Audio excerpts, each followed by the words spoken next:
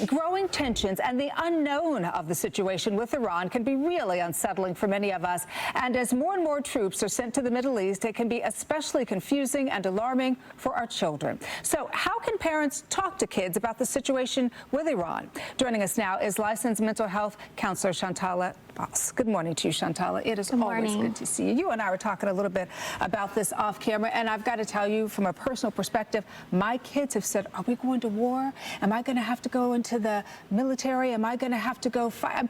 They have so many questions because they see these images but can't quite interpret what they mean, and it's causing tension. Exactly. Well, especially when kids are 12 and up, they have those kind of questions and they're exposed to a lot of these things. So it's keeping those answers, open-ended questions, asking them how they feel about it, talking and just bringing information to them, but trying not to give them more than they need, because really we don't know exactly what's going on, and there's a lot of sensationalism around it. So we don't want to over-exaggerate the situation. And you know, I understand what you mean about not giving them too much information, but in this day and age where they're already getting a whole lot of information, it almost seems kind of difficult to keep things from our kids. And if we're feeling anxious about it, they know.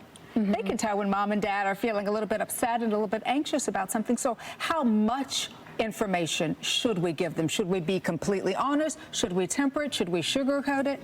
Well, I think being completely honest, but finding out first what they know and not giving them more than they need. So it does depend on developmental level. So 7 and under, obviously you're not even going to really mention it. You're just going to keep an open-ended conversation, make sure you check in with them after they go to school, anything bothering you. But when they are older, bringing that up and talking to them about, okay, what did you hear? What questions do you have? And admitting we don't always know the answers. You know, and here's the other thing. How do we know if that anxiety kind of then can spiral into depression, right? Because if kids are feeling anxious about it and they may not talk to you about everything they're feeling, what signs should we look for if something like this has gone the way of depression or worse? Well, first we want to know if there are any triggers that could have caused this anxiety to be greater in the first place. Say a child is a military family member or someone they know that's getting deployed, or they have had past family members deployed or been exposed to some form of trauma.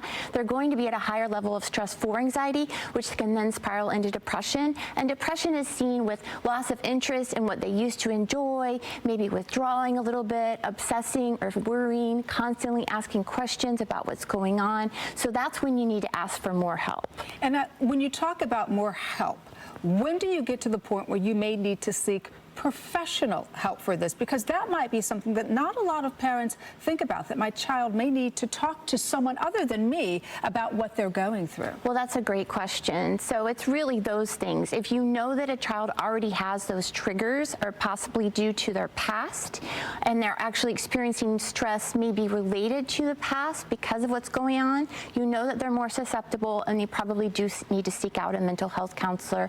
Or if their changes in behavior are affecting their daily living, or they don't want to do the same things that they used to do and they're withdrawing quite a bit. If it's something you can talk about and work through, but if it continues, that you do need to seek more help from a counselor. And so it sounds like the bottom line is you really have to just keep those eyes wide open, right, when it comes to your kids and any changing behavior that you might see. Absolutely. All right, Shantala Boss, always good to have you on the show. Such great information. Thank you so much. It's 9:40. Amy, back to you. All right, ladies, thank you. Well, this next story is all the buzz in Altamont Springs. A tree